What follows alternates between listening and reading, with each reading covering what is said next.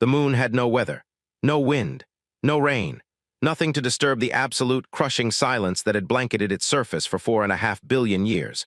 That silence was exactly why humanity had built listening station Artemis 7 there, a sprawling complex of dish arrays and quantum receivers buried beneath the lunar regolith, pointed permanently at the deep dark between stars. Its crew of 19 worked in rotating shifts, monitoring frequencies that had never once produced anything interesting. Most of them had stopped expecting that to change. Dr. Yunasato was 41 minutes into her shift when the anomaly appeared. At first, she thought it was interference, a ghost signal bouncing off some piece of debris. She almost logged it as such and moved on, but something made her stop. The signal had a rhythm, not mechanical, not random, something in between, something that felt almost like breathing. Her hands moved across her console without her brain fully authorizing it, pulling the frequency into the primary analysis array. The signal was 34 light-years away. And it was getting stronger. She called her supervisor. Her supervisor called the station director. The station director looked at the data for 11 seconds and then reached for a phone line that most people at the station didn't even know existed.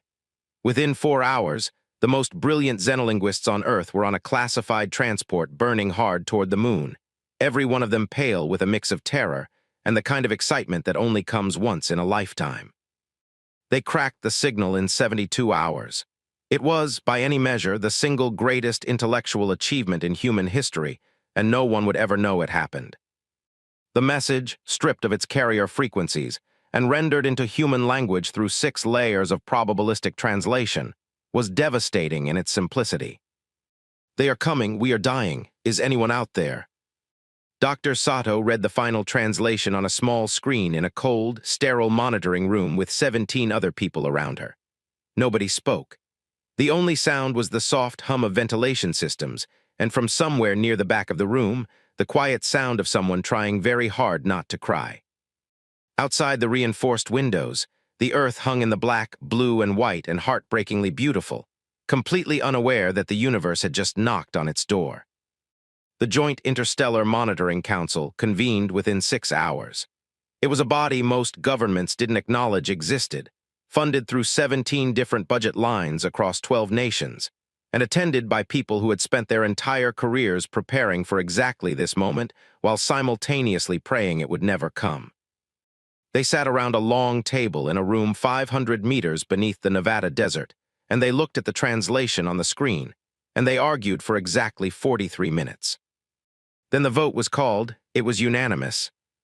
Earth would respond, but not the way the signal's senders might have expected. Not with a radio reply, carefully worded by a committee. Not with a diplomatic probe carrying greetings in 100 languages. The council pulled up a second file, one that existed on exactly 4 servers in the world, all of them air-gapped, all of them requiring 3 separate biometric keys to open. The file had a title that had never been spoken aloud in any public forum in any language ever. Armada Obscure, Activation Protocol Alpha. The council's chairwoman, a 73-year-old retired admiral named Constance M. Wangi, who had spent 40 years quietly building the thing described in that file, placed her hand on the biometric scanner. The system accepted her print. Somewhere in the asteroid belt, in the cold and dark between Mars and Jupiter, where no civilian telescope had ever been pointed and no alien sensor had ever probed, lights began to come on. Thousands of them. The signal played on loop in the monitoring room as the council dispersed to their stations. Dr. Sato had been given a cot and told she wasn't going home anytime soon. She didn't argue. She sat beside her console, the translated message pulled up on her screen, and she read it again and again until the words stopped being words and became something else entirely. A civilization was out there, afraid, dying. And they had cried into the dark hopping, not knowing, not even daring to fully believe that someone might hear them. Someone had. Yunasato pressed her palm flat against the cold screen, over the words, as if she could push the warmth of her hand across 34 light-years of empty space. As if somehow, impossibly, the beings who had sent that signal might feel it. "We hear you," she thought. "We are coming." Outside, past the airless gray plains of the moon, past the gleaming arc of the earth, deep in the black between worlds, Humanity's oldest and most carefully kept secret was waking up. And the universe, for the first time, had absolutely no idea what it had just set in motion. There is a particular kind of silence that exists only in deep space, not the silence of absence, but the silence of waiting. For 217 years, the ships of the Armada Obscura had waited in exactly that silence, tucked into the shadow of a dozen carefully chosen asteroids, wrapped in sensor-dampening fields so sophisticated that even Earth's own civilian satellites had never once detected them. From the outside, the asteroid field looked like every other patch of drifting rock in the belt. From the inside, it looked like the most terrifying thing humanity had ever built. 1,400 warships. Not exploration vessels, not diplomatic carriers. Warships, designed with a singular, unambiguous purpose by engineers who had studied every war humanity had ever fought, internalized every mistake, and built something that made those mistakes impossible to repeat. They ranged from nimble destroyer-class interceptors no bigger than a commercial airliner to the 7 massive Leviathan-class dreadnoughts that sat at the fleet's core like sleeping gods, each one 3 kilometers long and carrying enough firepower to crack a moon. The Armada had been built in secret over 2 centuries, funded by a shadow budget that generations of careful bureaucrats had hidden inside infrastructure projects, scientific grants, and military maintenance line items spread across 43 countries. The engineers who designed the first ships were long dead. Their grandchildren's grandchildren had finished the work. It had been the longest, most disciplined secret in human history. A civilization quietly building its insurance policy against a universe it didn't yet know, because humanity had learned, through blood and fire, that hope was not a strategy. Admiral Serafine Okoro had not expected to hear from the Council again. She was 66 years old, retired for 3 years, living on a small farm in the highlands of Ethiopia where she grew coffee and read history, and tried very hard to make peace with a career that had been lived almost entirely in the dark. She had commanded the Armada's 3rd Fleet for 11 years. She knew where every ship was. She knew every captain's name. She still did the calculations in her head sometimes, late at night, running battle scenarios against hypothetical enemies she'd never been able to name. The call came at 3 a.m. One word from Chairwoman Mwangi over a line so encrypted it existed outside every national telecommunications framework. Serafine Okoro was already sitting up in bed. She had been for an hour. Some part of her, the part that had never really retired, had felt it before the call came. The way a sailor feels a storm before it appears on the horizon. "I'll be there in 4 hours," she said. She arrived in 3. The activation sequence was something that every Armada officer had drilled so many times it lived in muscle memory rather than conscious thought. Encrypted burst signals went out from the Council's deep space relay network, invisible to conventional sensors, indistinguishable from background radiation to anything that didn't know precisely what to listen for. In the asteroid belt, receivers built into the hulls of 1,400 ships caught those signals simultaneously. And one by one, the ships woke up. Reactor cores that had been running on minimum maintenance power for years cycled up to full output. Navigation systems ran self-diagnostics and came back green. Life support pressurized living quarters that had been in vacuum storage. In ports and cities and bases across Earth and the Moon and Mars, Armada crew members received activation notices on devices that looked like ordinary personal communicators. No explanation, just a code and coordinates. They came, every single one of them. A fighter pilot named De-Young Park was in the middle of his daughter's 8th birthday party in Seoul when his communicator buzzed. He looked at it, looked at his daughter, looked at his wife, who had known for 15 years what that buzz meant and had spent 15 years hoping it would never come. She nodded once, her jaw tight, her eyes wet. He kissed his daughter's forehead, told her he loved her, and walked out the door. An engineering chief named Priya Anand was mid-surgery, an emergency appendectomy at a hospital in Mumbai.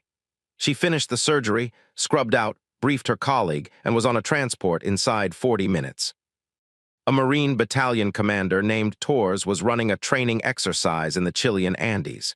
He read the activation code, called his unit to attention, and told them calmly that the exercise was over. The real thing had started. Within 18 hours, every ship was crewed. Within 24, every ship was fueled, armed, and ready. Admiral Okoro stood on the bridge of the EAWS Resolute, the Armada's flagship, a Leviathan-class dreadnought that was, by any objective measure, the most powerful single warship ever constructed by human hands, and looked at her tactical display. 1,400 green dots, every one of them accounted for, every one of them ready. She thought about the signal, about whatever was out there dying, crying into the void. She thought about the Armada's founding doctrine, written 2 centuries ago by people who had no idea what enemy they were building against, but who had understood something fundamental about humanity. We do not wait to be attacked. We do not wait to be asked. We answer. "All fleets," she said into the command channel, her voice steady, her hands still. "This is Admiral Okoro. We have a direction, we have a purpose. We have been waiting 200 years for this moment." She paused. "Let's not waste it. Prepare for FTL jump." 1,400 ships answered in unison. The asteroid belt, quiet for 2 centuries, erupted in blue-white light as the greatest armada in human history, accelerated toward the edge of the solar system and beyond. The sleeping giant had woken up, and it was angry on behalf of strangers. The Galactic Council had existed for 600 years. It had been founded in the aftermath of the Krath Dominion's first expansion wave, when 7 civilizations had watched a neighboring species get annihilated and collectively decided that some kind of structured communication was better than the alternative. Over 6 centuries, it had grown to 47 member civilizations, developed 17 official languages, and established a body of interstellar law so complex that its full text, printed in standard galactic script, would fill a library the size of a small city. It had also, in 600 years, never once stopped a war. The Council's sensor networks detected the Armada Obscura's departure from the asteroid belt approximately 4 hours after the jump to FTL. The reaction was immediate, and by the standards of a body that typically moved with glacial deliberation, almost panicked. Emergency sessions were called simultaneously on 43 worlds. Ambassadors were woken in the middle of their equivalent of night cycles. The Council's Military Liaison Committee, a largely ceremonial body that had never actually been called upon to do anything, convened for the first time in 80 years and spent 40 minutes arguing about whether what they were looking at was even possible. The numbers didn't make sense to them. Earth's files in the Galactic Registry were old. Humanity had been passively monitored for centuries under the standard per-contact observation protocol, which meant drones, long-range sensors, and zero direct engagement. The registry listed Earth as a Class 4 emergent civilization, technologically promising, socially volatile, potentially spacefaring within the next century or 2. The fleet currently burning toward Velhari space at FTL velocities was not the fleet of a Class 4 emergent civilization. The energy signatures alone were off the charts. The Council's lead analyst, a Drenari named Sovthelin who had spent 80 years cataloging species in the Outer Arms, looked at the sensor data for a very long time and then said quietly in his native tongue, something that translated roughly as, "We have made a very serious mistake." 17 civilizations sent emergency diplomatic transmissions to the fleet simultaneously. The Pelori Collective sent a formal legal notice, citing 17 articles of Galactic Council Charter law prohibiting unsanctioned military deployment in contested space. The Marin Assembly sent a warning that any human vessel crossing the Velhari system boundary would be considered an act of aggression. The Drenari Republic sent a carefully worded request, almost a plea, asking humanity to stand down and allow the Council to handle the situation through established diplomatic channels. The established diplomatic channels had watched the Velhari die for 6 months without doing anything. Admiral Okoro read every message. She had a staff of 40 people whose entire job was to manage exactly this kind of communication, and she gave them a single instruction: log them all, respond to none of them until I say so. Then she opened one channel herself, a direct line to the Galactic Council's emergency session, something she wasn't supposed to have access to, something that an Armada intelligence officer had quietly obtained 3 years ago for exactly this scenario. The Council chamber fell silent when her face appeared on their screens. They had not expected to see a human. They had not expected the human to look the way she looked, not frightened, not aggressive, not uncertain. Just calm, purposefully, almost terrifyingly calm. She spoke in standard galactic, a language that Earth wasn't supposed to know. Another thing logged in no official file. A civilization is dying. We are going to help them. Anyone who gets in our way will move or be moved. She closed the channel. The council chamber erupted. Voices in 17 languages overlapped into chaos. The Marin ambassador demanded action. The Pelori legal team began frantically reviewing articles of charter law to find something, anything, that could be used to legally compel the humans to stop. They found nothing. Humanity was not a council member. No treaty existed. No law applied. Sovthelin, the Drenari analyst, sat quietly in the chaos and pulled up everything his civilization's sensors had ever recorded about Earth. Wars, hundreds of them spread across centuries, humans fighting each other with a ferocity and creativity that had alarmed observers for generations. Then, slowly, imperfectly, painfully, they had stopped. Not because they'd lost the capacity for violence, because they'd chosen to redirect it. He looked at the fleet's trajectory. He looked at the Velhari system. He looked at the Krath Dominion's fleet positioning. He thought about what was going to happen when those two forces met. He quietly excused himself from the emergency session, went to his private office, and began drafting a personal message to his family. Something in his 80 years of experience told him that the galaxy was about to change in a way that no one, not the Council, not the Krath, not even humanity itself, fully understood yet. He was right. The Armada crossed the outer boundary of Velhari space 14 hours later. No Council ship moved to intercept. The Marin Assembly's vessels, which had been positioned near the boundary as a show of authority, moved aside quietly and without formal acknowledgement. Even they, it turned out, weren't willing to find out what happened if they didn't. The jump to FTL took 12 days. 12 days was a long time to be trapped in a metal hull with nothing outside the windows but the strange, compressed geometry of faster-than-light travel. A smear of light and mathematics that the human brain recognized as beautiful but couldn't fully process. 12 days was long enough for fear to settle in, for doubt to find the cracks, for people to lie awake in their bunks in the dark and think about what they were flying toward. The Armada's leadership had known this. They had planned for it. On the third day, Chief Medical Officer Dr. Amara Diallo made her daily rounds through the Resolute's medical bay, which was, so far, entirely unoccupied, and stopped at the small storage locker she'd bolted to the wall next to her desk on the day she'd boarded. It was a simple metal box, sealed with a combination lock whose numbers were her mother's birthday. Inside were 12 small packets of seeds, tomatoes, peppers, basil, 2 varieties of marigold.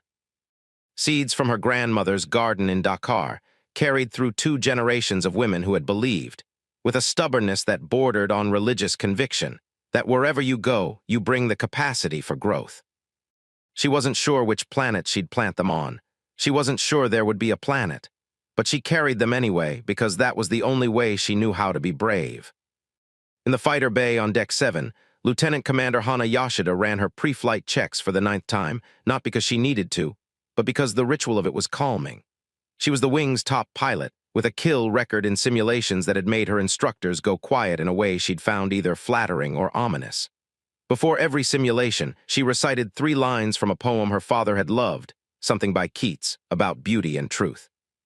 Her wingmen had learned not to interrupt her during those 30 seconds. They'd also learned over the years that whatever she did in those 30 seconds worked, because she came back every time. In the engineering bays deep in the ship's belly, Chief Engineer Kofi Mensah ran his hands along the casing of a primary weapons array and thought about the fact that he cried. He had always cried after tests. Every time a new weapon system fired successfully for the first time, he would find some quiet corner of whatever facility he was in and sit with the feeling for a few minutes. His colleagues had thought it was strange early in his career. Later, they'd understood. It was how he stayed human. It was how he kept the distinction clear between the thing he built and the purpose it served. He wiped his eyes, checked the calibration, and tightened the next bolt. These were not, on the surface, the behaviors of a conquering force. But that was the thing that the galaxy had fundamentally misunderstood about humanity in all the centuries it had spent quietly observing them. Earth's wars had not produced warriors who were empty of feeling. They had produced warriors who were saturated with it, who carried grief and love and humor and faith and stubborn, irrational hope into the worst places they could imagine, because the feeling was the point. The feeling was what they were fighting for. On the Resolute's observation deck, A long curving room with floor-to-ceiling transparent alloy panels looking out into FTL transit, small groups gathered in off hours. They told stories. Old ones, family ones, stupid ones. A Marine from Lagos told a joke so terrible it made a pilot from Sao Paulo laugh until she couldn't breathe. Two engineers from Osaka and Toronto argued passionately about food for 40 minutes before discovering they agreed on everything important.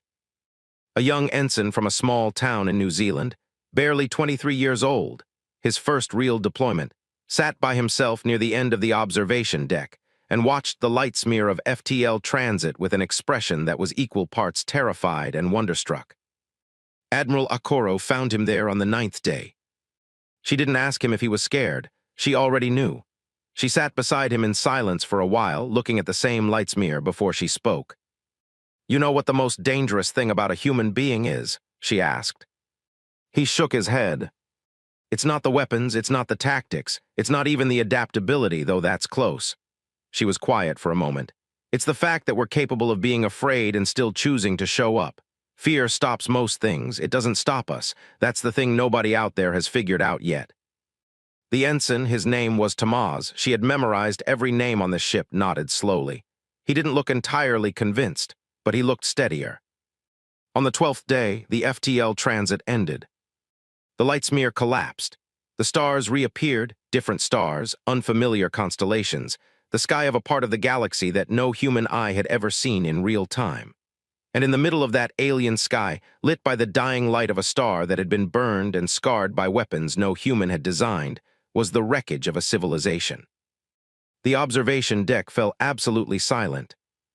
1,400 ships dropped out of FTL in perfect formation, and every human on every one of them looked out at what lay ahead and felt the same thing settle into their chests like cold iron. Not fear, not exactly. Resolve, no training prepared you for the smell. Of course, there was no smell in space. Vacuum was vacuum. But the human brain, presented with certain visual information, manufactured sensation anyway. Standing on the Resolute's bridge and looking at her tactical display, Admiral Okoro felt it. Something heavy and wrong at the back of her throat. The ghost scent of smoke and ruin that her mind conjured because her eyes couldn't process what they were seeing without attaching something physical to the horror of it. The Velhari system had once had 7 planets. 3 had hosted life. 2 of those had hosted civilization. The sensors painted the picture methodically, clinically, without emotion, and the picture was a mass grave. The 2 inhabited planets, designated Velhari Prime and Velhari Secundus in the translation of the distress signals accompanying data, were dark.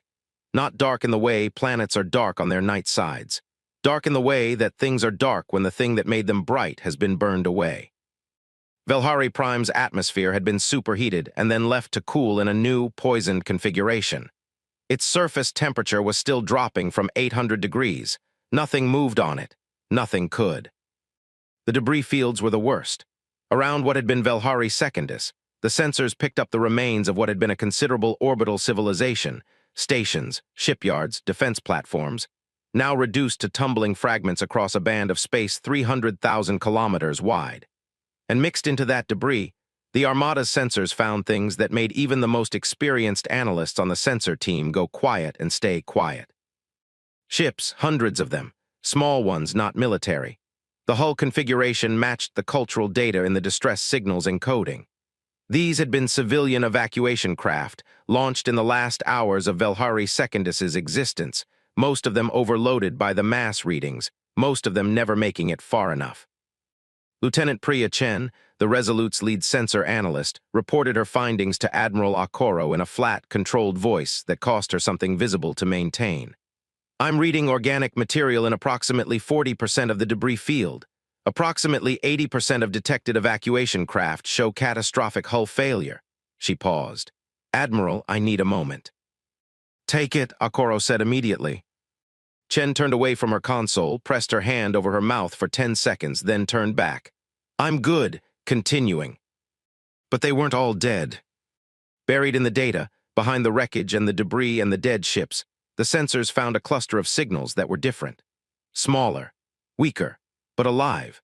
17 colony ships tucked behind the shadow of Velhari's outer gas giant, running on minimal power with every non-essential system shut down, maintaining total electromagnetic silence in the desperate hope that whoever had done this would decide there was nothing left worth finding and leave. There were approximately 300,000 Velhari survivors on those ships, out of a civilization that had numbered close to 4 billion. The Krath fleet was still in system. That was the other thing the sensors found, and it sat in the tactical display like a splinter in the eye. 47 Krath warships, massive and angular and carrying the unmistakable signature of weapons that had just been heavily used, parked in a loose formation near Velhari Prime's orbital lane. They weren't in attack formation. They were in processing formation, a distinction that became grimly clear when the analysts determined that the Krath ships were systematically scanning the debris fields. They were collecting resources, most likely, the bones of whatever the Velhari civilization had been built with, stripped down to component materials. They hadn't noticed the colony ships. They would have, eventually. The math was simple and terrible. Dr. Amara Diallo appeared on Okoro's command channel from the medical bay. Her voice was steady, but her eyes were something else. Admiral, if those survivor ships are running on minimum power, life support is degraded. I need to get medical teams over there. I need to do it in the next few hours, not the next few days. I know, Okoro said. The Krath are between us and them. I know, Okoro said again. She looked at the Krath fleet on the tactical display for a long time. 47 ships, well-armed if their energy signatures were any indication. Veterans of 16 genocides, which meant they were experienced and probably good. They had never been stopped before, not once in 600 years of conquest, which meant they were almost certainly arrogant. Okoro had spent 40 years studying arrogance as a tactical vulnerability. A signal came in from the lead Krath vessel, the Armada's translation systems, which had spent the 12-day transit furiously processing every scrap of Krath language data obtained from Galactic Council intercepts over the past century, rendered it in real time. Unidentified vessels. This system is under Krath Dominion jurisdiction. Depart immediately or be classified as hostile. Okoro turned to her communications officer. Send them this. We are here for the survivors. Stand aside. The response came back in 40 seconds. There are no survivors. Depart immediately. Okoro nodded slowly. She pulled up her fleet comm. 1,400 ships waited. 300,000 survivors waited, starving and cold, not yet knowing that anyone had heard them. All fleet commanders, she said. Combat Formation Alpha, fighter wings, you are cleared to launch. Let's go get our people. She caught herself, corrected it. Let's go get them home. Krath had a word in their language that translated roughly as the moment before the prey realizes it cannot run. It was a word they used often. It was a word that described, in their cultural understanding, the natural order of things. The strong moved, the weak recognized the futility of resistance, and the outcome was settled before the first shot was fired. They did not have a word for what happened next.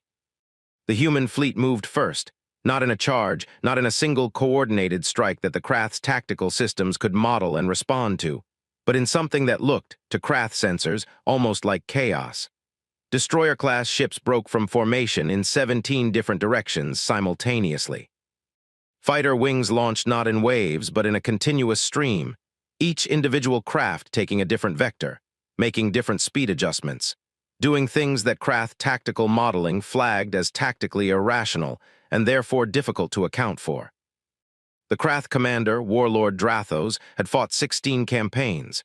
He had faced desperate last stands, coordinated military counterattacks, and the panicked swarming of species that knew they were losing. He had a response protocol for each of them. He ran his tactical system through every known engagement pattern in Krath military history. No match found. Open fire, he ordered. Standard suppression. The Krath standard suppression was a precisely calculated field of directed energy fire designed to destroy any conventional formation by targeting the geometrically predictable positions of a military fleet.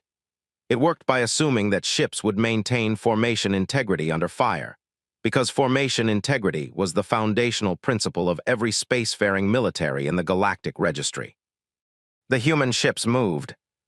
Not retreated, moved. They slipped through the suppression field the way water slips through a fist, not by being fast enough to outrun it, but by being unpredictable enough to not be where it expected them to be. Drathos watched his suppression fire obliterate empty space repeatedly while the human vessels adjusted in real time, individually, each captain making microsecond decisions that his tactical system couldn't project because the humans weren't following a pattern. Because humans, forged in millennia of wars against each other, wars where the enemy knew your doctrine as well as you did, had learned that patterns were graves. Lieutenant Commander Hana Yashida was deep inside the Krath formation before their point defense systems registered her as a threat. She had found a gap in their sensor coverage, a gap that shouldn't have existed in a competent fleet, but which Krath tactical design had never needed to eliminate because no enemy had ever been mobile enough to exploit it. She didn't take it. She radioed it to 6 other pilots simultaneously, and then watched them fan out to exploit 6 different secondary gaps while she pushed further in. She didn't recite the Keats before this engagement. She didn't have time. Instead, somewhere in the back of her mind, she was doing the math on 11 different variables simultaneously, the way she always did, the way her instructors had called inhuman, and which she had privately thought of as just paying attention. She put 2 torpedoes into the underside of a Krath heavy cruiser, specifically into the point where her tactical display told her the shield grid overlapped imperfectly, and pulled out of the run before the explosion finished propagating. Good hit, her wingman called. 3 more like it, she said. Go. Chief Engineer Kofi Mensah, aboard the Resolute, was doing something no Krath engineer would have considered for even a moment. He was rerouting power from the ship's secondary life support reserves, not eliminating it, not risking the crew, but borrowing from it in 6-second intervals to create energy spikes in the primary weapons array that tripled its output beyond rated specifications. It violated 4 principles of conventional starship power management. It also worked. The Resolute's main batteries were hitting with a force that the Krath's shield calculations had not accounted for, because no weapon system in the galactic registry had ever fired at those specifications, because no engineer in the galactic registry had ever been willing to do what Mensah was doing. He cried a little while he did it, just around the eyes. He kept working. The Marine boarding action started 40 minutes into the battle. It began not through the Krath airlocks, which were defended, expected entry points, but through 17 simultaneous breaches cut directly through hull plating at points identified by the Resolute sensors as structurally vulnerable. The Krath defenders inside had positioned themselves to repel boarders from the airlocks. They were not positioned for boarders appearing through the walls. The fighting inside the Krath vessels was close, brutal, and fast. Human Marines had trained for close-quarters combat in gravity conditions ranging from 0 to double standard in pressurized and unpressurized environments against opponents ranging from smaller to much larger than themselves. The Krath were larger. They were stronger individually. They had never lost a boarding action. The Marines had a saying, not official, not in any manual, passed mouth to ear through generations of training. The only unfair fight is the one you lose. 6 hours after the first shots were fired, Warlord Drathos looked at his tactical display and saw something that had no precedent in Krath military history. 16 of his 47 ships were destroyed. 9 were disabled. 8 were boarded, and the outcome was not yet determined, but the trend was clear. His remaining ships were not in a winning formation. They were in a survival formation, and even that was deteriorating. He had one option left that the Krath recognized. He took it. The remaining Krath vessels turned and ran. On the bridge of the Resolute, nobody cheered immediately. There was a moment, 5, maybe 6 seconds of complete silence, as 1,400 ships and their crews processed the fact that it was over, that they had won, that the Krath were running. Then someone on the bridge, Akoro never found out who, started clapping. And within 10 seconds, the sound across every open comm channel in the fleet was deafening. Akoro let it go for 30 seconds. Then, medical teams, you are cleared to move. Get to those ships. Get them what they need. Dr. Amara Diallo's transport launched before Akoro finished the sentence. The first thing Amara Diallo noticed, when her medical shuttle docked with the largest of the Velhari colony ships, was the light. The Velhari were bioluminescent. In health, in warmth, in safety, they glowed, their skin shifting through soft colors the way shallow water shifts in sunlight. She had seen the cultural data from the signals encoding during the transit. She had seen what they were supposed to look like. What she found was something different. The 47,000 Velhari aboard the ship, the Aloverath, its name in their language, a word the translator rendered as something like the place where memory lives, were dim. Not dark, not dead, but faint. A room full of quiet, barely glowing people huddled under every piece of insulating material they'd been able to find because the ship's heating had been at minimum power for weeks. Children pressed against adults who pressed against the walls. Eyes large, dark-adapted, extraordinarily beautiful, tracked the human medical team as they came through the airlock. Nobody moved, nobody made a sound. Dialo had treated refugees before. Terrestrial disasters, off-planet mining accidents, a colony ship fire on Ganymede that she still dreamed about sometimes. She knew that the first thing you didn't do was rush. She stood in the airlock threshold and she waited, and she made herself as small and non-threatening as a woman in a military uniform carrying a medical case could make herself, and after a long moment she said, through the translator clipped to her collar, "My name is Amara. We're doctors. We're here to help." Silence, then, from somewhere in the back of the room, a sound she hadn't expected, a child's voice, a question rendered by the translator into, "Are you real?" Dialo's throat tightened. She crouched down to the child's height, even though the child was 30 meters away. "Yes," she said, "we're real." The child's glow brightened by a fraction, just a fraction. But it moved through the room, a soft pulse of returning light, person to person, like dawn moving across a landscape. The medical teams worked for 72 hours without stopping. They had brought everything. Dialo had compiled the medical supply manifest herself during the transit, working from the biological data encoded in the distress signal, synthesizing nutritional compounds compatible with Velhari biochemistry, preparing treatment protocols for conditions she'd had to model theoretically because no human had ever treated a Velhari before. Some of it worked perfectly. Some of it needed adjustment. She worked through every adjustment with the same systematic calm, and if she noticed that her hands were shaking during the worst of it, the children with advanced malnutrition, the elderly who hadn't responded to the first round of treatment, she simply steadied them and continued. 300,000 survivors. 300,000 people who were alive specifically, because a signal had traveled 34 light-years to a planet that hadn't even been looking, and those people had answered anyway. The weight of it was enormous. Dialo felt it in her chest every time she looked up from her work and saw the room, or the next ship. She felt it the way you feel something that is both beautiful and almost unbearable, the way you feel standing at the edge of something vast, and knowing that you are very, very small, but that you showed up anyway, and that it mattered. 10 days after the battle, when the most acute medical crises had been addressed, and the Velhari were beginning to move with something approaching their own initiative again, Admiral Akoro came aboard the Aloverath alone. No guards, no staff, no ceremony. She walked through the ship in her uniform with her hands loose at her sides, and she nodded to the Velhari she passed, who regarded her with the careful, exhausted attention of people who had survived something that shouldn't have been survivable, and were still working out what world they now lived in. She was brought to the elder. His name, the translator told her, would render in human language as something like keeper of the first stories, the closest equivalent being a combination of historian, priest, and oral memory guardian.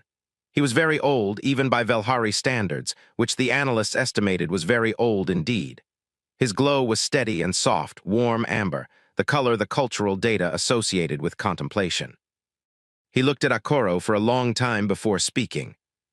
"Why did you come?" the translator rendered. "You did not know us. We sent the signal not knowing if anyone would hear it, not knowing if there was anyone out there who would care if they did." Akoro was quiet for a moment. The question deserved honesty, not a polished answer. "Because you needed someone who would come anyway," she said. "Not because they knew you, not because they owed you, just because you needed it." The elder's glow shifted. She didn't have the cultural vocabulary to read the shift precisely, but the translator offered a word: recognition. "We have a tradition," he said after a moment. "Among our people, when someone does a thing for which there is no adequate word of thanks, we do not speak. We remember. We make it part of the story. We carry it." He paused. "You will be in our stories now. Every story we tell from this day until we are no more. What you did here, what your people did, it will live in our memory for as long as we do." Akoro didn't cry. She had told herself she wouldn't, and she didn't. But it was close. It was the closest she'd been in years. She thought of Dr. Dialo's seeds. She thought of Hana Yashida's Keats. She thought of Kofi Mensah's quiet tears over a bolt. She thought of 300,000 lights slowly brightening aboard 17 ships, people warming back to life because someone had made a choice to show up. "We'll carry it too," she said. The Krath did not counterattack. This was, by any historical precedent, extraordinary. In 600 years of expansion, the Krath Dominion had never absorbed a military defeat without immediate, overwhelming retaliation. Their doctrine was explicit. Any check against Krath power must be answered with force sufficient to eliminate not just the threat, but any civilization that might observe the check and be encouraged by it. It was a doctrine that had worked without exception for 6 centuries. It did not work now, not because the Krath lacked the forces. They had 12 other fleets, any one of which dwarfed what had been lost in the Velhari system. The retaliation could have come within days. Instead, every Krath intelligence asset in the known galaxy quietly pivoted to a single objective: understanding what had just happened. They studied the battle. Every piece of sensor data from every surviving Krath ship was analyzed. Tactical models were run and rerun. The Krath's greatest military theorists, beings who had designed the conquest doctrine that had destroyed 16 civilizations, looked at what the human fleet had done and found themselves in unfamiliar territory. It wasn't the technology, though the technology was more advanced than any exterior survey of Earth had suggested. It wasn't even the tactics, though the tactics were unlike anything in the registry. It was the combination of things that was difficult to model. The unpredictability that seemed to come not from randomness but from individual initiative operating within a coordinated framework. The willingness to sustain damage and continue. The boarding action methodology. The medical response that started before the battle was fully concluded. The fact that this fleet had traveled 34 light-years for a species it had never met, on the basis of a distress signal, and fought at full capacity on arrival. Conventional military modeling was built on the assumption that civilizations fought for resources, territory, survival, or dominance. The Krath theorists could not find a category for fighting for strangers. "They will do it again," one theorist concluded. "Whoever sends a signal, whatever the cost, they will go." The Council of Krath warlords sat with that assessment for a long time. They did not counterattack. The Galactic Council's response was faster and louder. 47 member civilizations convened a full emergency plenary session, the first in 300 years, and the debate lasted 11 days. Accusations flew at the Krath for the Velhari genocide, at the Council itself for its inaction, and from several delegations at humanity for acting without sanction, for revealing capabilities that violated the assumptions on which the entire registry was built. That last thread collapsed quickly. The Marin ambassador, who had made the most noise about human aggression in the immediate aftermath of the Armada's departure, sat very quietly during the plenary and said almost nothing. She had been one of the civilizations that had received advance warning about the Velhari attack through Council intelligence channels. She had voted, 11 months ago, to classify the Krath's movements as a localized territorial dispute and declined to escalate. She did not volunteer this information during the session. Someone leaked it on the 14th day. Her ambassador status was suspended pending review. The Council, in the end, did the only thing it could do. It sent a formal diplomatic delegation to Earth. Not a delegation of equals exactly. Something more careful than that. Something that recognized what the Armada Obscura's existence meant, what the battle in the Velhari system meant, what the simple and stunning fact of 300,000 survivors meant. They came with their arguments carefully prepared, their legal frameworks polished, their diplomatic vocabularies ready. They were met by Chairwoman Mwangi in the same room, 500 meters below Nevada, where the activation vote had been taken. She offered them tea. She was perfectly polite. She listened to everything they said. Then she told them what humanity wanted in return for becoming part of the galactic community. A seat on the Council, permanent protected status for the Velhari, and an immediate coalition response framework obligating member civilizations to respond to genocide with action rather than deliberation. The delegation had not expected specific demands. They had expected apology or defensiveness or a request for validation. They reconvened privately for 6 hours. Then they agreed. All 3 demands. Sovthelin, the Drenari analyst, watched the outcome from his office and felt something that his species called Keth Savar, roughly, the satisfaction of a prediction confirmed, mingled with a solemn awareness of consequences. He had been right. The galaxy had changed. He had written in his personal log on the day the Armada launched that the outcome would be either catastrophe or transformation, and that he suspected the universe had too long confused the two. On the New World, a temperate, uninhabited planet in a neighboring system, provided by council member vote, with human vessels making the first resupply runs, the Velhari began to build. Slowly, painfully, with the specific, particular grief of people who know exactly what they have lost and are choosing, despite that knowledge, to continue. The first structures were simple: shelters, water processors, the basic infrastructure of survival. But within weeks, something else began to appear. Arches, carved markers, the beginnings of a monument. The keeper of the first stories led the construction of a memorial that had no human equivalent. Not a wall or a tomb, but something the translator struggled with, settling eventually on a place where the weight of what happened is given a shape so it can be carried. At the center of the memorial, in Velhari script, was the original distress message. And beside it, in 17 languages, one for each council civilization that had initially refused to act, added as a kind of reckoning, the message was repeated. And beneath it, in Standard Galactic, 2 words that the Elder had added himself. Someone came. Back on Earth, Dr. Unisato returned to Artemis 3 months after the battle. Her station had become famous, quietly, in classified circles, as the place where everything had changed. The dishes were the same. The console was the same. The hum of the ventilation systems was the same. She sat down at her station at the start of her shift and ran the standard checks. Then she did the thing she hadn't done since the first signal. She let herself just listen. To the full spectrum. To all of it. The background hiss of the universe, the radio signatures of pulsars, the deep electromagnetic rumble of existence itself. It was on the 19th day of her return rotation that the new signal came in. Not a distress signal this time. Different, cleaner, stronger, broadcast on every known frequency simultaneously in Standard Galactic and 17 other languages, and one that the translation systems were still working on. It was the Velhari, broadcasting from their new world to every civilization in the known galaxy, not asking for help, not reporting a threat, just speaking, telling the story. The whole story, from the attack to the silence to the signal to the answer that had come.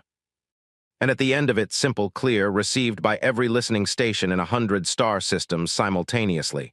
If you are out there, if you are afraid, if you need someone, send the signal. They will come. Unisato sat in her quiet room on the dark side of the moon and listened to the Velhari broadcast the story of humanity to the galaxy. Her hand found the console again, the same console, the same cold screen, and she pressed her palm flat against it, the way she had on the night of the first signal. In 1,000 listening stations across 100 star systems, other hands, appendages, sensors, biological receivers of 100 different configurations, received the same broadcast. In military councils and civilian forums and private homes on 47 worlds, beings that had never thought about Earth before now thought about it. Some of them were afraid. Some of them were relieved. Some of them felt something they had no precise word for, that complicated, aching, luminous thing that happens when you hear about a good act done in the dark by someone who didn't have to. And in the war rooms of the Krath Dominion, where 12 fleets sat idle and the greatest military theorists of a conquering empire stared at their models and found no clean answer, one old warlord finally said what they had all been thinking for 3 months. We have been ignoring them for a very long time. He was right. The galaxy had been watching Earth for centuries, cataloging it, filing it under emerging, volatile, not yet relevant. Earth had been watching back, learning, building, becoming. And now, on a new world 34 light-years from the ruins of an old one, 300,000 lights glowed steady and warm in the dark. Not the dim, frightened light of survival anymore, but something brighter. Something that knew it had been seen. Something that knew it was no longer alone. And somewhere in the cold dark between all those stars, in the space between civilizations, in the silence where signals travel for years before finding an ear, humanity's Armada was already resupplying. Already listening, already ready. Because somewhere in some system not yet identified, around some star not yet named, something was afraid. And when they sent the signal, Earth would hear it. Earth always heard it now. And